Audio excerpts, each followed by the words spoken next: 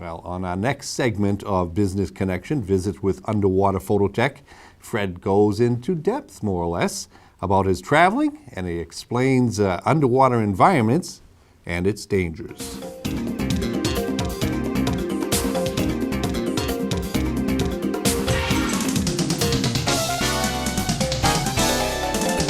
Now, how about physical danger? I would imagine.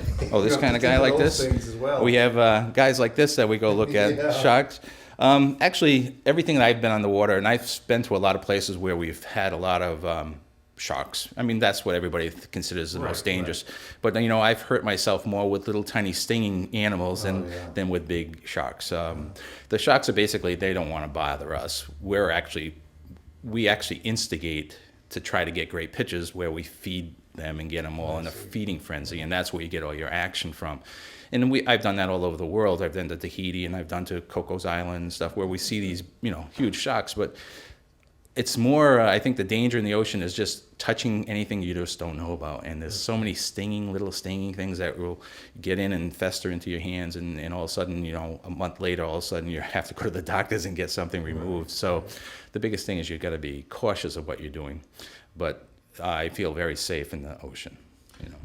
Now, before you got into the underwater photography, did you do a lot of traveling then? Is this something that you always like to do? Well, I've always liked to. Because you must do it now. I do it now, and luckily I'm able to afford to do it by taking groups and having they pay for my flights, so they pay for my trips.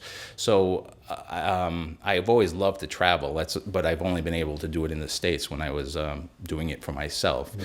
Now, because the more expensive travel, I do a lot of travel to the Pacific right now, is because it's an expensive place to get to, but the species that we see in the Pacific is so much grander. It's like over 1,000 times more species in the Pacific than there is in the Caribbean. So we started doing Caribbean trips, but going to the Pacific is more expensive. People will plan longer, so we tend to sell more Pacific trips and be able to travel all over that part of the world. Specifically stills that you deal with, or do you do video as well? We do video. I myself shoot a little bit of video, but usually when I have some kind of training like that, I have somebody else that's more knowledgeable in it. Okay. Videos come a long way too, and it's a real active underwater because we have the movement of the fish underwater, so it's a real viable thing to do when you're shooting underwater. But video has come so easy to do because of Windows has a movie maker built into it, which is what I use. It's a very simple program, very easy to make a video with your stills and your video together. And that's one of the things that we try to teach people to do, so they don't have all their photographs on their computer. They actually make a little movie, put them on a DVD, and give them to people, you know. That's great. So you have to have the whole avenue. You have to be able to give them the cameras and show them all the way how to use them and how to present their photographs. Well, this is, I was talking about National Geographic. We were using some of our equipment that we sell to the gentleman at National Geographic, but this happens to be a very good friend of mine, Brian Skerry, who is their main underwater photographer right now. He just signed this over to us, but he started in the business just about the same time that I did. He actually used to come into my office at the house in 1985, and I was fixing his cameras back then. So it's kind of nice to have somebody that grown in the industry like you, and he's like their #1 underwater photographer. And I know he has 5 stories at this time going with them. Right. So it's kind of nice to have that kind of system signed over. These are like old newsletters that we send out newsletters to over 5,000 to 6,000 people on our mailing list, and this is just one of the ideas. We always have professionals write for it. I have a lot of people in the industry. Being in the industry so long, it's been very easy for me to have a good repertoire of underwater photographers that make their money in underwater photography. So I get them to write some great articles for our newsletter. And then we have all the products that we sell in here, and it gives you some photo tips. And so those are the kind of things we do here. We also go along, we have the latest products. You know, we try to keep up to date. Digital is changing constantly, so it's a constant change. So we always have to keep stock changing all the time. We have SD cards, we have, these are flyers for our latest dive trips, where we're going. This happens to be Lembe, which is in North Sulawesi in Indonesia. That's going to be going for next September. So we have to plan these way in advance so we can get people to sign up for them. They are expensive trips, so you have to put in a budget. So what we do is we sign them up and then bill them monthly until it's paid off. Basically, we have all the latest Nikon equipment. We are very strong in Nikon. Nikon happens to be the very first underwater equipment made. They started in 1959 was their first Calypso camera that they made for underwater use. And so they were the leading manufacturers of underwater photographic equipment. So they still are, because people believe Nikon is the best for underwater. So that's our mainstay. We sell many more. We sell quite a few more of Nikon equipment because of that reason, and we have the latest, starting from point and shoots all the way up to the larger full frame cameras that are $5,000 a piece for the cameras. So we start out with $500 cameras to $5,000 cameras and everything in between.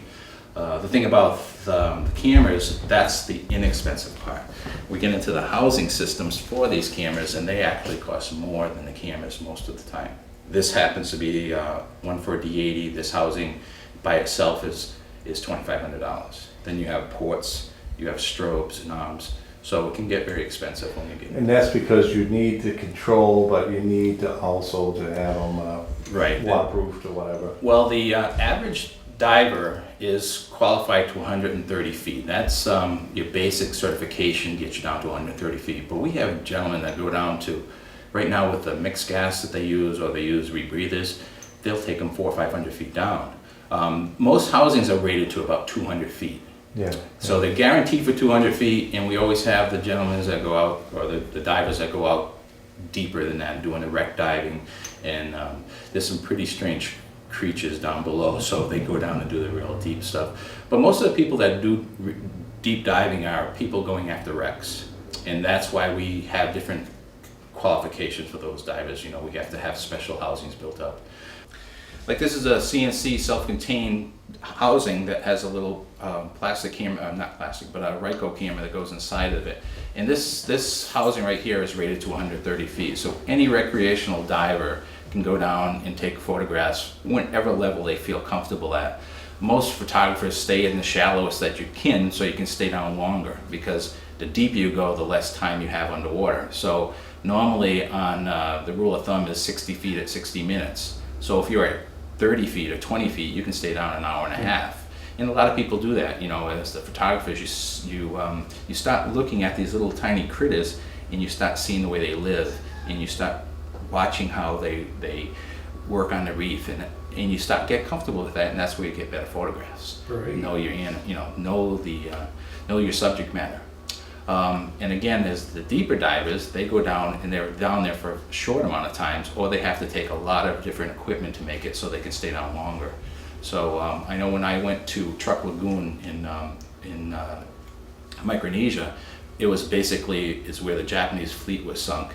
So we went down there, and it was almost all wreck diving. So every dive we did was over, we had to go into decompression. That means we had to outgas, and we had to do a decompression. I mean, we were at a certain level for maybe half an hour sometimes to get all the nitrogen out of our systems.